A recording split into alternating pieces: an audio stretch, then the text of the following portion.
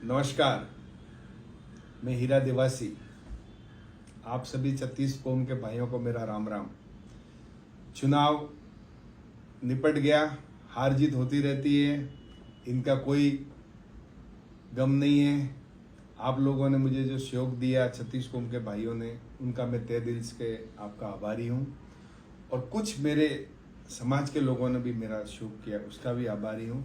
मित्रों, मैं आपसे एक बात शेयर करना चाहता हूँ कि जैसे मेरे पहले मलबार हिल से टिकट मिला था, वहाँ चुनाव लड़ा था और वो संजोग से मैंने 5 साल इधर काम किया और वो सीट चली गई सेना को। फिर मैं धन्यवाद देता हूँ अशोक गहलोत जी को और हमारे शीर्ष नेताओं को, जिन्होंने मेरे को कुलाबा से टिकट दी। और कुलाबा में मेरे को कम समय मिला था, 12-13 दिन मिला था और मैंने कड़ी कैंपेनिंग की थी, लेकिन चलो संजोग से वो भी नहीं जीत पाया चुनाव। और इस बार महायुति की सरकार बनी है, उनको भी मैं बधाई देता हूँ। हमारे कांग्रेस के काफ़ी उम्मीद थी महाविकास आघाड़ी को, लेकिन होता है, इलेक्शन में चलता रहता है, कभी हार या कभी जीत, तो उससे मायूस नहीं हूँ। और मैं कोई मायूस नहीं हुआ हूँ, मैं फिर से लड़ूंगा और डटा रहूँगा मैदान में। और इससे मेरा हौसला कम नहीं हुआ है। लेकिन सबसे बड़ी आपसे मित्रों एक बात शेयर करना चाहता हूँ कि हमारे विधायक जी रतन जी देवासी, जिन्होंने मेरे को रात को मेरी टिकट डिक्लेयर हुई, उसी रात को 2:30 बजे का टाइम, 1:35 या 1:45 बजे का टाइम था। सुनील पुरोहित जी गवाह हैं, उन्होंने बोला कि मेरा फेसबुक पे पोस्ट डाल, हीरा ऐसा ऐसा। तो हालांकि मेरे को डालना चाहिए था, मेरे शीर्ष नेताओं का, अशोक गहलोत जी का, जिन्होंने टिकट दिलाई, फिर भी उन्होंने बोला कि तुम मेरी पोस्ट डाल रात को। मैं बोला सुबह डालता हूँ। उन्होंने लिख के भेजी वो पोस्ट, मैंने डाली कि मैंने टिकट दिलाया, तेरे लिए झोली लेके घूमूंगा और तेरे वास्ते पूरे भारत जहाँ पे अपने प्रवासी रहते हैं, अपने समाज के लोग रहते हैं, मैं झोली घुमाऊंगा और तेरे लिए पैसे लाऊंगा। मैंने उनकी पोस्ट शेयर की और दूसरे दिन मेरे फोरम में भी उन्हें आए। उसके बाद में मैंने 3-4 बार उनको फ़ोन किया, उनके पीए को फ़ोन किया, उन्होंने फ़ोन उठाया नहीं। और वो पिछले 15 दिन से अमीन खाजी हैं हमारे मुंबा देवी के एमएलए, उनके यहाँ बैठे रहे। और भाइयों, मैं आपको समाज के बंधुओं से मैं एक निवेदन करना चाहता हूं कि अगर ऐसा रहा तो समाज का बेटा कभी एमएलए नहीं बनेगा, जिंदगी में याद रखना। मेरे साथ हुआ, कोई बात नहीं, उन्होंने फोन पूरी समाज को फोन कर करके दिया, जो मेरी छोटी मोटी मदद करना रहा, उन्होंने पर्सनल फोन कर करके उनको मना किया कि हीरा की मदद मत करना।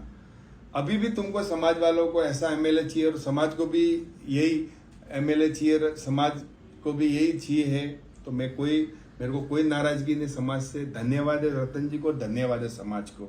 मैं तो ये है कि समाज में ऐसा एक बंदा बोलने वाला नहीं है, एक आदमी समाज में ऐसा नहीं है वो बोल सकता है कि भाई तुम राजस्थान से राजनीति करते हो, ये मुंबई से राजनीति करता है, इसने तुम्हारा क्या बिगाड़ा।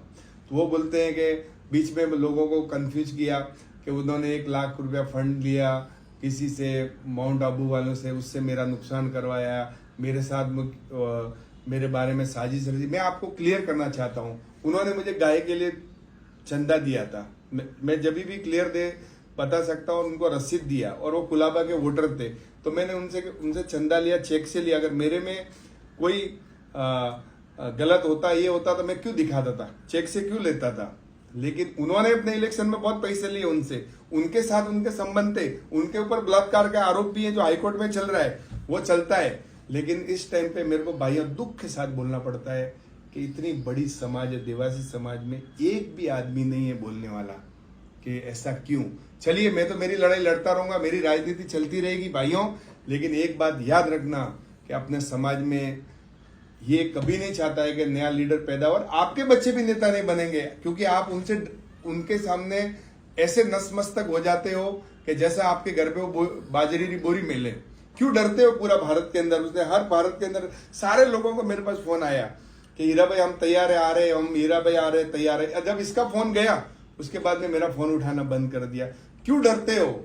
वो थोड़े घर बाजरी की बोरी मिले या थोड़े बच्चों को दिए, आपको नहीं डरना चाहिए। और अभी भी मैं आपको बोलता हूं कि अगर जिंदगी में एक चीज याद रखना, आगे बढ़ना है तो आपको देखो समाज को ऊपर आके ये सब चीजों से आना पड़ेगा। एक आदमी की समाज जागीर नहीं है। और मैं अभी भी बोलता हूं, मैं आज तो पहले तो मैं बोलता था कि चलो इतना मेरे मन में वो था, क्या नहीं था, लेकिन आज मैं खुले चैलेंज के साथ बोलता हूँ, आज से रतन जी देवासी, मैं कोई डॉक्टर रमेश नहीं हूँ, मैं भरत देवासी नहीं हूँ, मैं हीरा देवासी हूँ। और आज से मैं तुम्हारे को दिखाऊंगा कि हीरा देवासी क्या है। और आने वाले समय में मैं लड़ता रहूंगा और डटा रहूंगा, और तुम्हारे जैसे कितने आएंगे, और कितनों भी तुम यहाँ के लोगों को पकड़ लो, मुझे हराने की कोशिश की तुमने और मेरे पैसे रुकवाए, तो भी हीरा डरने वाला नहीं, डटा रहेगा मैदान में। और आने वाला समय तुमको दिखाएगा हीरा देवासी क्या है। और अब तुम चुनाव लड़ो तो मैं खुद खुलेआम तुम्हारा विरोध करूंगा और तुम्हारा प्रचार में विरोध करूंगा कि इसकी मदद मत करो, क्योंकि तुमने मेरे साथ ये किया, एक रबारी के बच्चे के साथ तुमने ये जो घटना की ना, मुंबई में रहकर 15 दिन 1 फुट मेरी विधानसभा लगती, तुम 15 दिन में 1 दिन नहीं आए, मेरा फोन तक नहीं उठाए, और तुम्हारे पीए ने मेरा फोन नहीं उठाए, और तुम अमीन खां जी के यहाँ बैठे रहे और बातें करते हो समाज की। धन्यवाद समाज, मैं आपसे ये आग्रह करता हूं कि आपको जागरूक कर रहा हूं। आप ये मत सोचना कि हीरा हार गया है तो फर्स्ट अटेम्प्ट में आके बोल रहा है, यहाँ के वो पागल होके बोल रहा है। मैं फर्स्ट अटेम्प्ट में नहीं हूं, और कई चुनाव आएंगे और कई चुनाव, अगला चुनाव भी लड़ूंगा और मैदान में डटा रहूंगा, समाज की सेवा करता रहूंगा। लेकिन भाइयों, आपसे हाथ जोड़कर निवेदन है, इस आदमी से बचिए। ये राजनीति में चाहता है कि यही नेता रहे और कोई नेता नहीं रहना चाहिए देवासी समाज का। चलो, मैं तो मेरा कैसा भी करके गुजारा करूंगा, लेकिन आने वाले समय में तुम्हारा बच्चा कभी राजनीति में आएगा या किसी और का बच्चा राजनीति में जैसे समाज का आगे बढ़ना चाहता होगा, या किसी समाज का बच्चा और राजनीति करना चाहता होगा, ये आदमी कभी आगे आने नहीं देगा। जागो देवासी समाज, जागो। और इससे ज्यादा मैं आपको कुछ नहीं बोलूंगा, आप खुद समझदार हो। राम राम सा।